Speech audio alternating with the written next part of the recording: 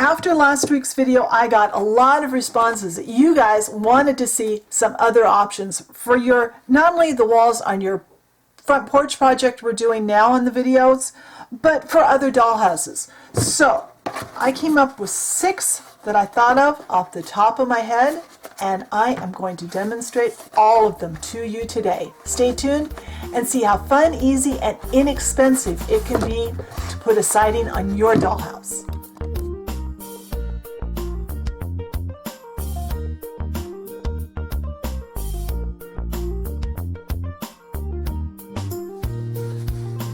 Alright, so there was quite a bit of interest in seeing different types of siding that we can use on our dollhouse projects when I did the siding on the front porch. So I decided to build this, oops, don't show you that side's coming later in the video, build this little foam core cube, and I'm going to show you some different types of siding, one on each side. So I went ahead and I glued on the same lapped siding that I showed you last week in the video. So now we are going to do some brick. And this is actually my second time filming the brick because I filmed it earlier and it just didn't turn out the way I wanted it to. The video didn't, because you couldn't see what I was doing, because I was using a pencil like I would normally when I'm doing this brick, and you couldn't see it. So I'm going to redo the video. I'm doing it on this piece of foam core, and I'm going to use a Sharpie. When I use the Sharpie, I want you to keep in mind, in reality, for your project, you need to use a pencil. I'm only using the Sharpie so you can see what I'm doing. So the first step in doing this brickwork is to cut a piece of foam core however big you want your brick, and that could be a little tiny space, or it could be a wall, the whole wall of your dollhouse, whatever you want. This is being done on the foam core from Dollar Tree. I really don't think this will work on the more expensive foam core from the craft store, because their foam core is made a little different. And what you need to do is peel off this thin paper from one side. And we're just going to throw that away. We don't need that. Now what we have is we have a paper backing. I cut this ahead of time when I was prepping, so I labeled what this was for. Paper backing and a layer of foam. And I want you to take a ruler, and I want you to start with a pencil for your project. Don't use a Sharpie when you're doing this for your dollhouse. But I want you to be able to see what I'm doing. And you'll need a clear ruler, and you're going to draw a line at 1/4 inch. I'm hoping the thin Sharpie shows up enough for you to see it. We've got a line. And I'm going to draw a line every 1/4 inch, and I'm going to go all the way up. So I'm going to finish drawing these lines all the way up here, and then I'll be right back.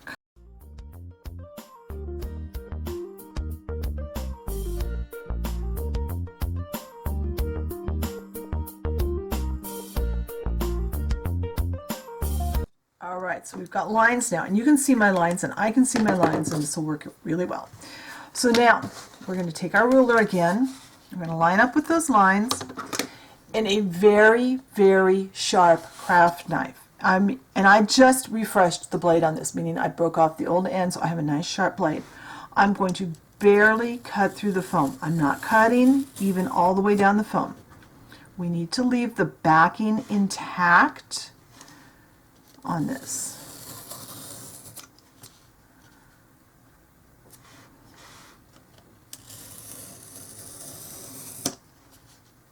And it is dragging just a little bit because my pen broke through just a little bit and it caused a few bumps inside the foam.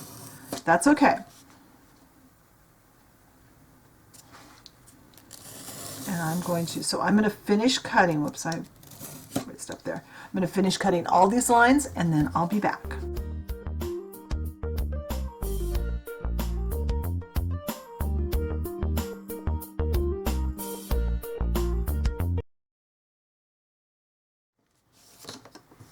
All right, now all those are scored, and it's really important that you don't see any cut marks on the back.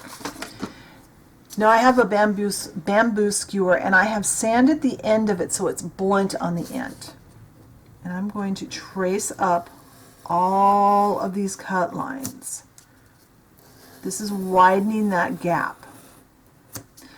For this, you don't really need the ruler because you're just following down, and you're pushing down into the foam a little deeper than what you cut. So I will be right back when I get all of these done.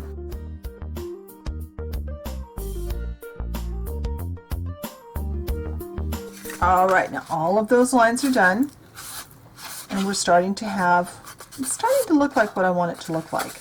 Now, taking our ruler again, and we are going to start a 1/2 inch from the end. I need my pen. I'm going to start a 1/2 inch from the end, and every other line I'm going to draw across at a 1/2 inch. It's really important that you keep track that you're only going every other one. I'm going to move forward a 1/2 inch, and I'm going to, on the same lines,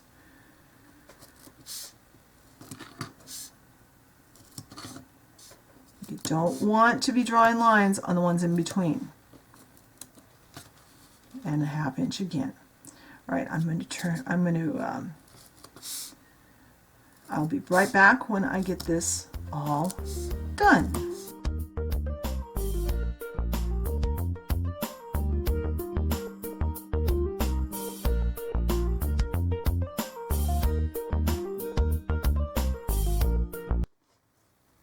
All right, so I did make a mistake here. I accidentally marked this one and this one. So I'm going to draw lines that way. That way I won't accidentally cut those. Now I'm going to start from the same end. So this end is going to be, one end may or may not be exactly even. That's okay. Now on the ones in between, so starting with the second one, I am marking at 1/4 inch to start with. These will be my half bricks at the beginning. Now, move in a 1/2 inch in from there, and continuing on these in-between rows, we're going to mark a 1/2 inch apart all the way across. We're making our bricks. Our bricks are each a 1/2 inch by a 1/4 inch. All right. I will be right back when I get this done.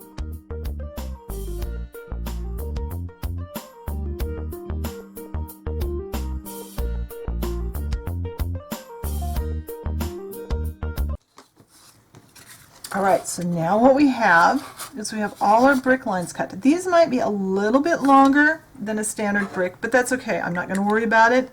If I was putting this in an actual building, I would have done some juggling in the middle, but it's okay.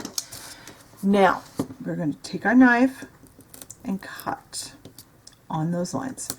And if you made any mistakes, cross them off or something so you don't accidentally cut those. And this is why you need a really sharp knife. Now I missed one there.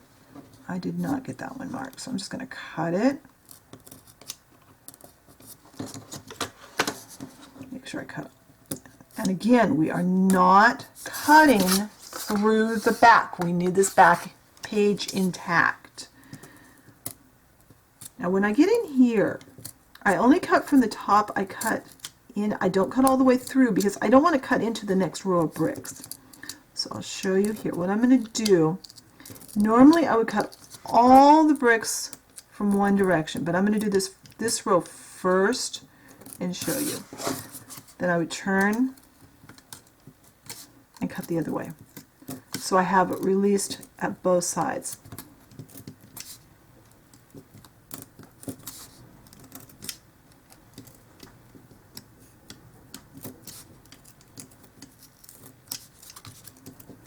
This makes a really neat looking brick. All right, now I'm going to continue. I am going to cut all the bricks from this direction, and then I'm going to flip it around and cut them all the rest of the way. Basically, I'm cutting the edge to somewhere around the middle, just poking my knife in. So when I get these all cut, I will be back.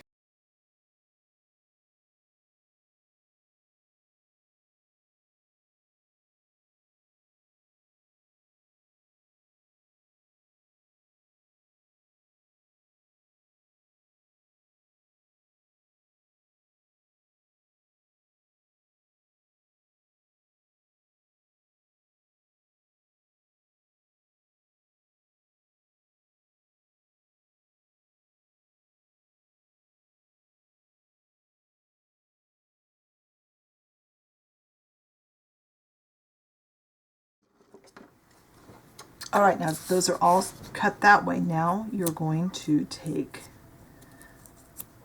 the bamboo skewer again and kind of trace those lines you just cut.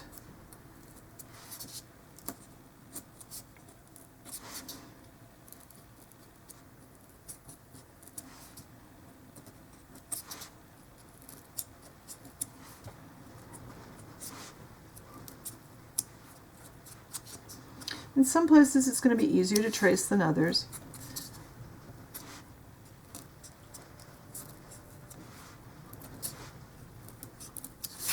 But you'll notice the back, you're not seeing any markings on the back. I'm being very careful to not go through my foam core. All right, I'm going to continue, and then when this is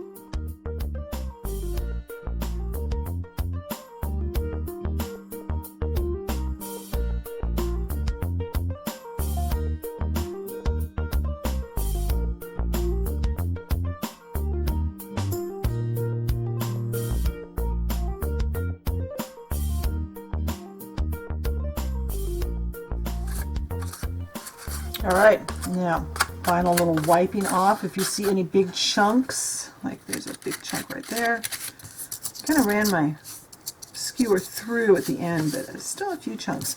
All right, I'm going to go get the paint and the paintbrush, and I'll be right back. All right, I have a paintbrush. I've got some wax paper to set it on because I'm out of parchment paper, and I have just, this happens to be Bridgeport gray. This is the color my grout will be in my brick. Whatever color grout you want, if you want a gray, a beige, look at brickwork. And that's how, this is something that you can personalize to the time and the place you want your building to be. If brick in your area that you are recreating is a specific color, go with that. You don't have to use the same brick pattern I did. You can use any brick pattern. This just happens to be what's common here. And I think it's a pretty universally common brick pattern, but there's lots of different brick patterns. There's lots of colors. And it's okay if little chunks come out of your bricks, because that happens in real life too. This is going to take quite a bit of paint. And what we want to do on this coat of paint, we're covering the whole front, and we want to make sure we get down into those cracks where our grout would be. This is going to do two things. It's going to color our grout, but also it's going to help to kind of hold these bricks onto the foam core, because now basically what you've got is a thin sheet of paper with a bunch of little tiny pieces of foam glued onto it, and not glued on very well. So this will help to kind of hold it. We want, and there's a fine line between enough paint and too much paint, because you don't want to cover up those grout lines to the point where you don't see that there's an indentation between the bricks. I need just a little more. And then this paint is going to have to dry before we can go on with the next step, which will be to paint our bricks. So remember, bricks can be a lot of colors. I'm going to do just a standard red brick with gray grout, because that's probably, I would guess, 90% of the brick I see where I live. That's what it is. It's gray grout, red brick. But whatever is common where you are, whatever is common, or where you want your house to be. Maybe you're creating a building in miniature that represents your ideal vacation spot, or where your ancestors came from, or another time and place, or maybe a fantasy. You can do whatever you want. It's your building. You're the architect. So I'm going to let this dry, and when it's dry, I'll come back and show you how to put on the brick color. Alright, so I went back over this a couple of times with some more gray, just trying to work the gray down into those cracks, because remember, the gray is not only forming your grout, it's also going to help keep this all together. So now we're going to paint the bricks, and I'm going to make red bricks, but I am going to actually use a variety of colors of paint. I have tomato spice, which is one of my favorite reds, and I won't need much of each one. I'm going to put a little bit out of each. I can always put more out if I need it. This one is a gorgeous color for brick. This is maroon. These are all Ceramico paints, and I have no idea if any or all of these are still available. This one is Rooster Red, and this one is Cinnamon. This one's so old the label's falling off, but it's a beautiful color, and I shook them up really well. Now I have it's quite a stiff brush. It's a very thin, flat brush, and you need kind of a stiff brush for this. Start by painting the sides of the bricks on this edge. Just grab colors randomly.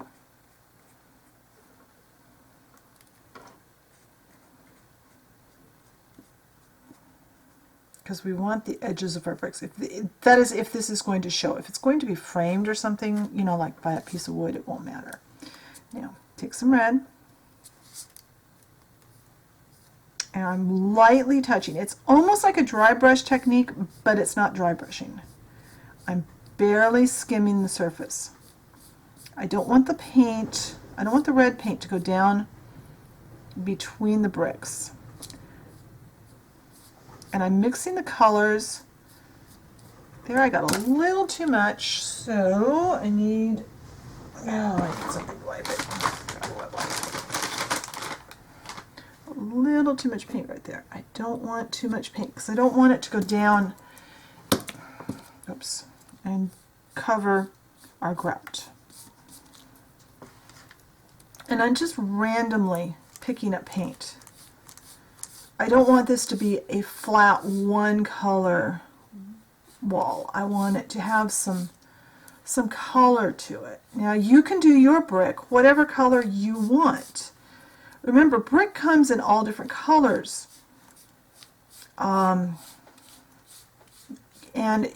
once again, the internet is your best friend, because get on there, do an image search, and search for pictures of brick or stone or whatever wall you're making. Just search for them. Search for images. Do an image search and go in there and look at what you want. Find pictures you want. Find inspiration pictures. That's what I've done. I've gone in. I have a whole file on my computer of inspiration pictures that I'm pulling from for different projects.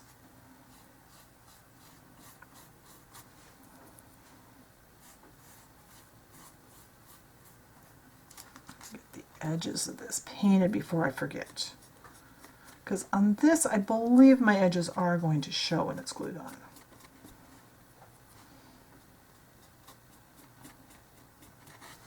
Hopefully you're seeing that. And I'm looking at my battery and hoping my battery's not going to die before I get this done. Alright, I'm going to continue, and when I get this all painted, I'll be back.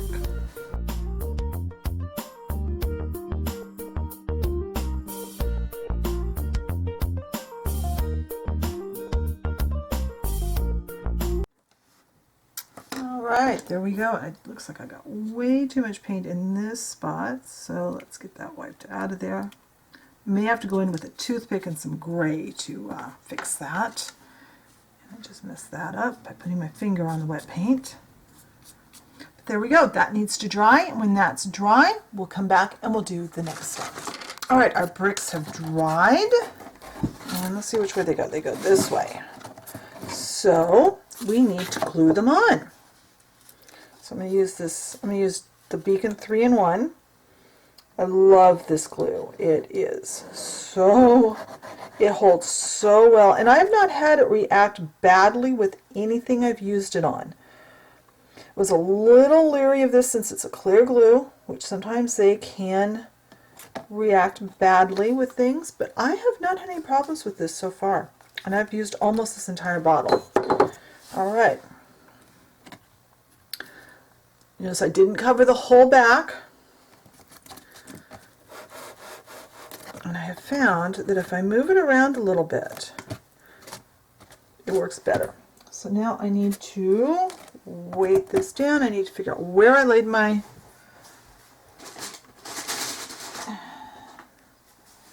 There it is. I laid it next to my chair. I'm going to weight that down to give it a chance to dry flat. And when this is dry, I'll be back and we'll take a look. All right, so our bricks are all dry and on, and I love how this looks. This would be a great addition to your dollhouse, whether you're doing the whole wall of brick or just a portion. All right, so I got a little bit of a head start on this one, mainly because my power was actually out for almost 4 hours this morning due to the wind taking a tree down. So I did a lot of prep work for this video because I really only have today and part of tomorrow to film the video this week. So this is a style of siding. I'm not sure what the official name is for this, but a lot of houses where I live, this was what was put on them. It's a side. It was actually one board that had these like grooves cut in it. In the 1970s, when there was a big building boom around here anyway, it seems like most of the houses had this style siding on them. So I decided to recreate it in miniature, and I am using the same tack strip that we used for this style siding. Using my same glue, and I've cut my pieces to length about. I cut a couple too short this morning in the dark and a couple too long, but I think I've got most of these right.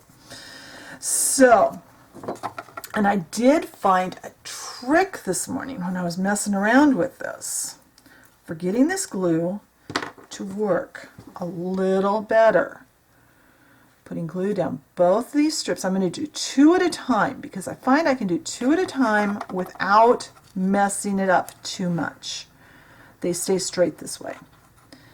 And you would cut your strips however tall your wall is. Remembering this is a type of siding that the grooves run vertically. Alright, what I found was when I actually stuck these guys together for just a second, you don't want to do it very long, and then pull them apart right away, that glue gets a lot stickier. Alright. Okay, now I have some skinny sticks. Trying to do this so that you guys can see it. I'm going to have to stand up. Alright, I'm going to run that skinny stick up right against the last board.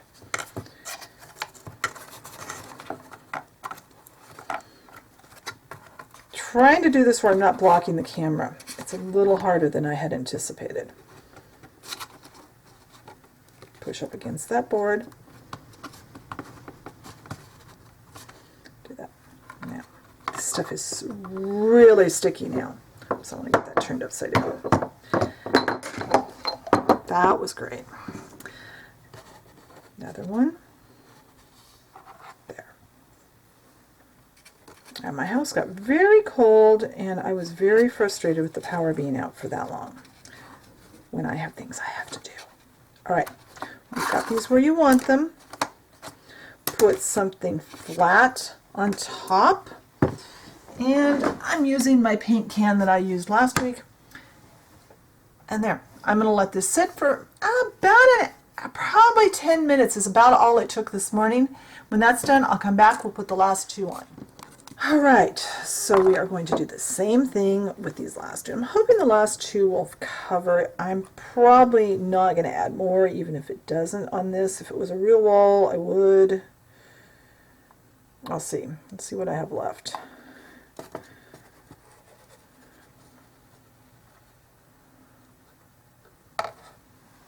This one, I think it's, like a lot of these, you are going to have to be able to turn whatever you're putting them on, the sidings on, so that you can weight it down. And anywhere I'm using this cardboard strip, by the way, you could use a wood strip if you wanted to. That would be fine. I just like using the cardboard. I like using materials that are a little less expensive, so you guys don't have to break the budget. You know, Dollhouse miniatures get expensive. I know that. Looks like something is a little on the crooked side. So I'm going to go ahead and do this, and then I will cut.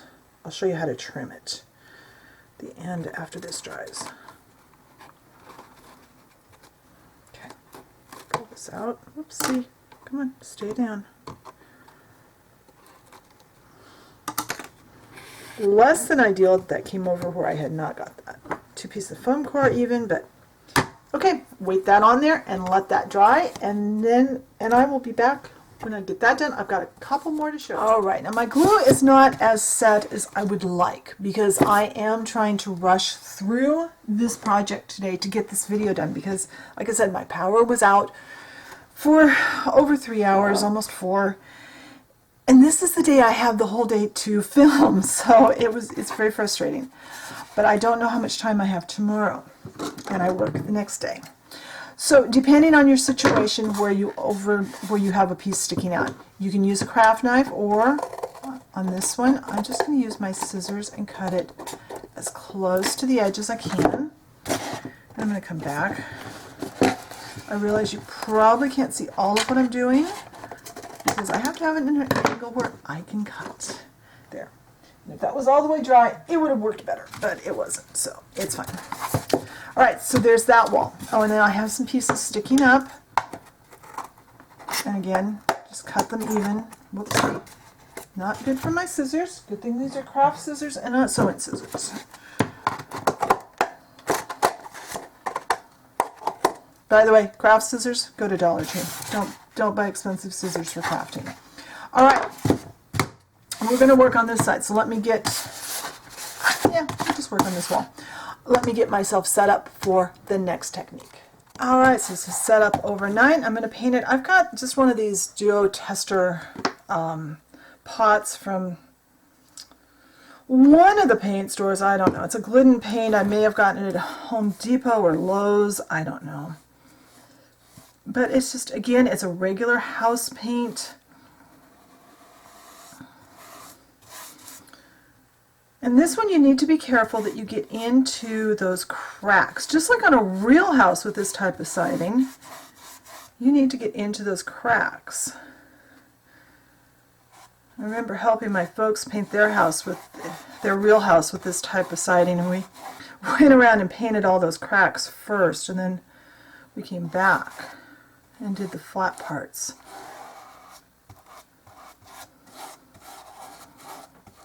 And I'm trying very hard not to get paint on my other sides of my cube here, which you will not have that issue when you're painting a dollhouse.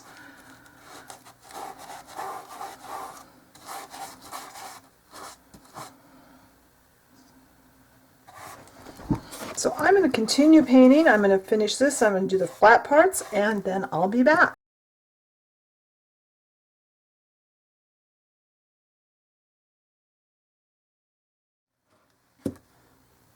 Alright, so that side is painted. It may need a second coat on those cardboard pieces because that tack strip is a raw cardboard. It does suck up a lot of paint. But I'm going to let that dry, and then I'll be back to show you how it looks. Alright, so now we've got that typical siding from the 1970s. Every tracked homes in the suburbs seems to have this stuff around here, and I think this turned out really cool, except for the fact that I had the seam that I didn't get closed on my box, and my box is a little crooked, but I love this. Let's see what else we can do today. Alrighty, now I've done this finish on several projects, including my big dollhouse, the Harrison, and it's really cool. So what you need Kleenexes, and it's best, yeah, this is 2 layers, just facial tissue, any brand. You're going to tear it into small pieces to start with. Best if you get the ones that don't have the little flowers in, design in it. And then a primer paint of some kind. Actually, I'll go ahead and do this one. And I'm just going to squirt some white paint into here. I like to do this with the primer coat, that way I can kind of mute this. And this is just craft paint, and I'll probably need more. Take a brush, put a pretty liberal coat of paint on my brush. Unfortunately, it's a little bit wet. Work in an area that you can work on without it getting dried out in between. Take some of your facial tissue.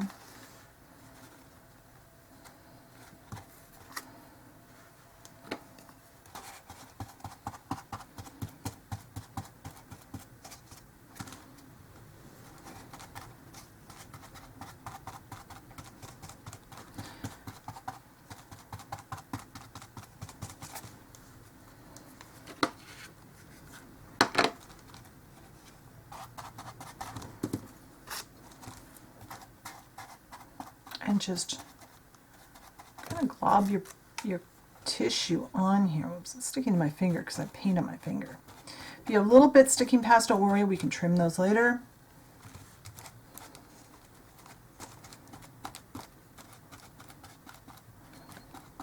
And remember, your finish will be a little bit muted with your top coat of paint, and I really need a lot more paint in this. All right, there we go.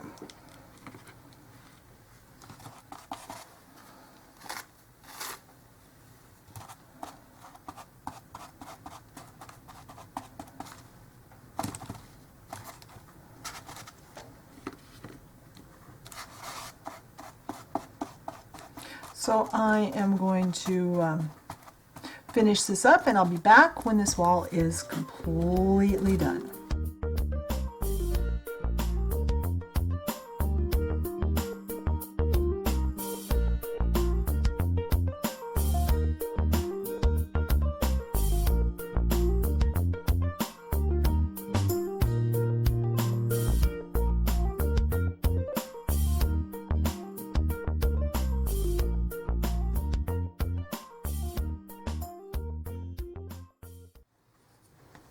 Alright, so there we are. That one is now finished. So we just need to let that dry, and then we'll be able to put a coat of paint on it. So let me get set up for our next one.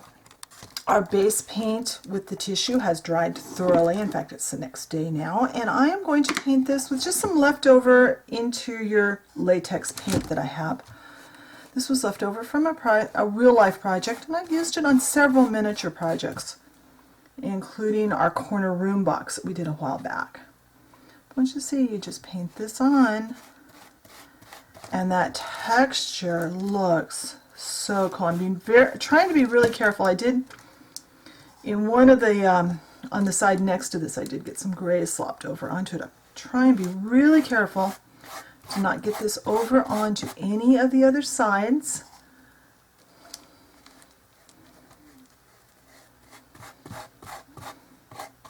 And use kind of a stiff brush so you can work a thin coat of paint down into that texture. It's up right against the brick on this side. Not sure which order I'm putting each thing, so you may be getting peeks at things that you haven't seen yet on the video. I'm not sure. To save time, I'm working round and round the box.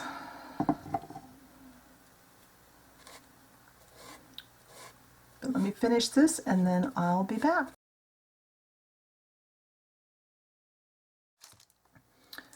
All right, there we are, and that's only one coat of paint, and I kind of think that's going to be enough because we had a good base coat of white under it.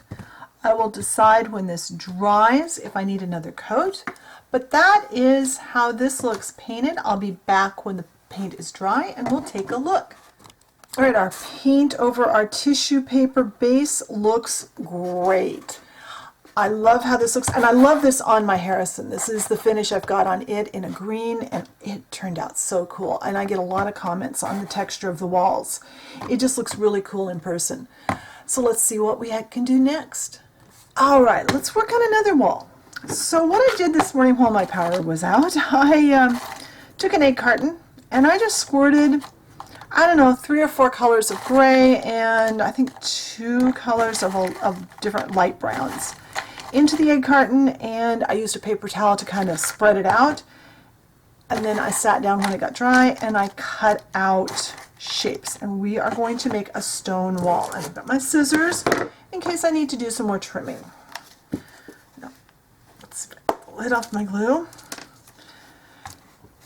And you can either glue the backs of your stones, or you can put the glue down on your wall. That, I'm going to kind of spread this out. I'm going to find a piece with a corner. I don't really like that piece sticking off of it. I'm going to start in the corner. Maybe I don't want that one after all. Well, do you like it? Yeah, it's fine. All right. We have to stand up to do this. And we are going to, oops, let's put that like that.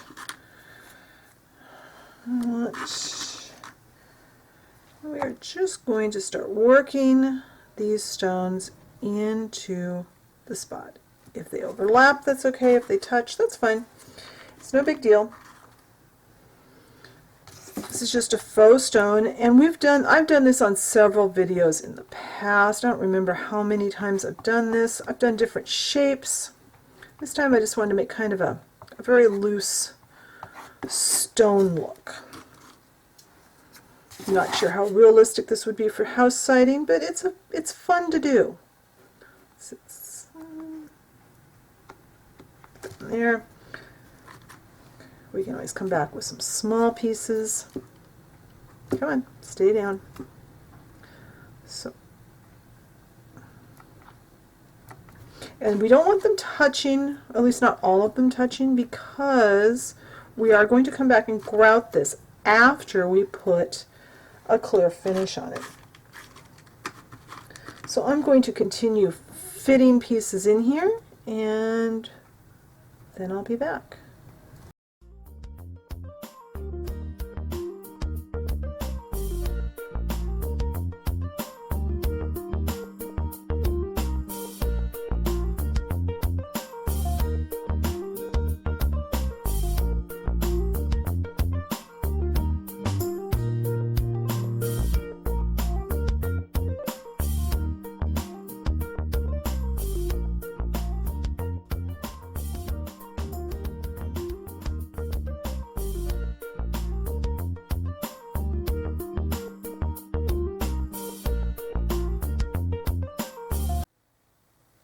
I think that's pretty well covered. I'm going to let this glue dry, and then we can go on to the next step. All right, so this glue is pretty much dry, so I am going to start by trimming this. And please excuse if the lighting in this segment is off. It's actually quite late at night right now, but I'd like to get this next step done so that tomorrow I can grout this, because I only have part of tomorrow to film, and then I need to edit and upload this video because I have to work on Saturday. So, glue's pretty much dry. We're going to use matte Mod Podge. And let's see what I've got for a, yeah, that's not going to work. Let's pour it on the dirty wax paper. We're using the Mod Podge because we are going to put grout in, and I don't want the grout to stick to my the surface of my bricks, of my stones.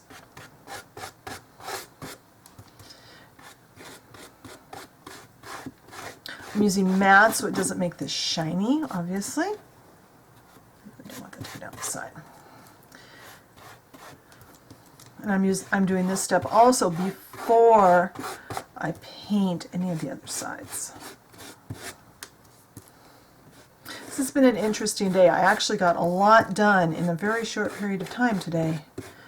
So I am getting caught up. But there. We have a coat of matte Mod Podge. Mod Podge is a sealer that dries clear. So tomorrow morning I will be able to grout this. So let's let this dry and then I'll be back.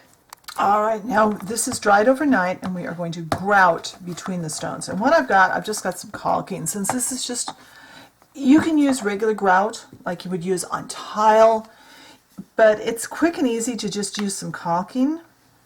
And I am going to first pull the dried paint off the top. I'm going to color mine with just a little bit of gray. This is the darkest gray that I used on my stones there. And this is a messy job, so I have a wet wipe at my side because I am going to be putting this in with my fingers. And you can mix this any color you want. I don't like to leave it plain white. I think that's a little too stark. And this is why we sealed our surface, because we want to be able to use a wet wipe to wipe off anything that gets onto the front of our egg carton stones. So I'm going to continue with this, and when I get it all done, I'll be back.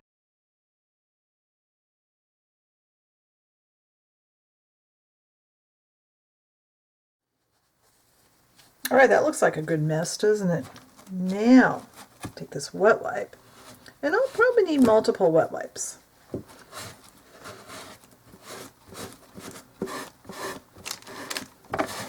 You saw it didn't take very much to do this, and we're not filling the gaps in all the way. We're only mainly just putting just enough in there that it doesn't look like it's just glued to the wall.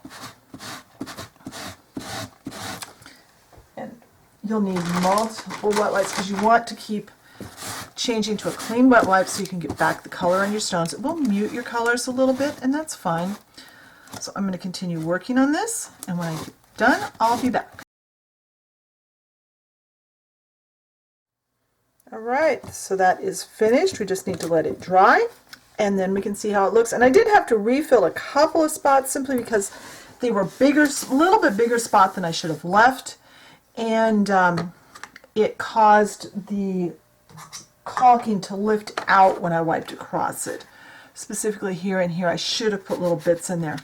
But I can always touch up with paint if I have spots that look too light. So let's let this dry and see how it looks. Alright, our egg carton stones. Now we've done these several times over the years, and you know, I should have put them a little closer together in a few places, and it would have worked a little better, but I just want to show you basically just the basics of how to do this. So this also makes a great wall treatment. So let's go on and see what else we can put on our walls. Alright, let's do our last technique, and that's we're going to use this side of our box. We're going to prep some basically primer paint. And for primer, I'm just using some white craft paint. Any white matte paint will work for this. I prefer to do this with a matte white as an undercoat kind of. And you are going to waste some paint, so use cheap paint. And also, I will warn you, you very likely will ruin your paintbrush, so don't use your best paintbrush. I have just some plain sand. This was sand that I bought in the garden center. It's the stuff that's supposed to go in like cactus pots. And I've been using the same bag of sand for years and years and years, and I've still got a lot of it. A little more paint in there. And depending on how thick you want your paint will determine how much sand you want to put in here.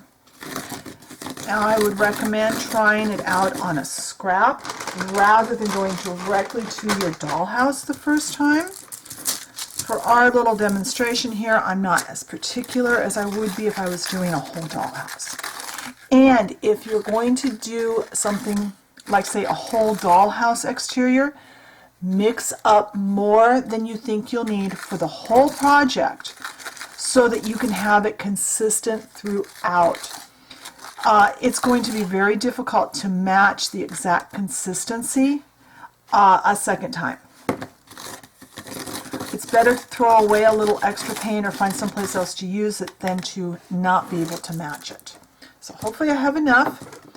Let's start putting this on. Start putting some in the middle.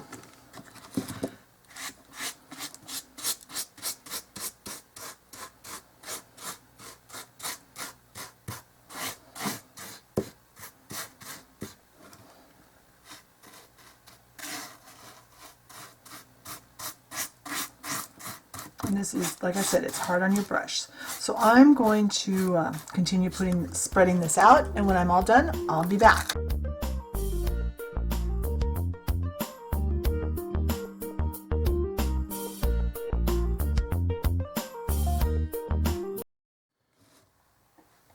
All right, so that is now coated pretty evenly. I'm going to let this dry for a while. Couple of cautions: do not run this stuff down your sink. Get as much out of your paintbrush as possible before you wash your paintbrush. You don't want to clog your plumbing with this. This cup is a goner. It's just going to go in the trash. And yeah, that's pretty much it. I will be back when this is dry and we will put a coat of paint on it. Alright, so this appears to be dry now, so I'm going to use the same kind of creamy colored paint I used on one of the other sides. And we're not going to see a big difference. I do find that this texture looks best painted in a light color, like a light green or a cream or a white or something like that. So I'm going to get this painted and then I will be right back.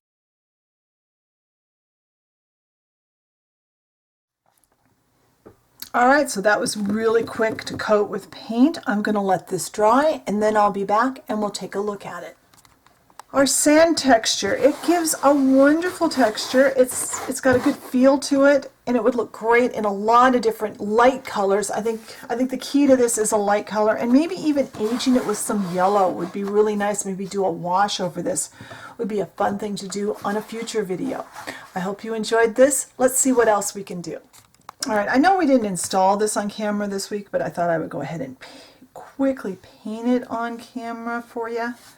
So you can see that this does paint up nicely. This will take 2 coats. I could have primed it probably with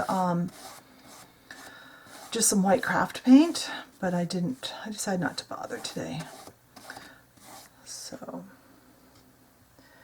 but this paints really nicely. So I'll finish painting this and then I'll be back.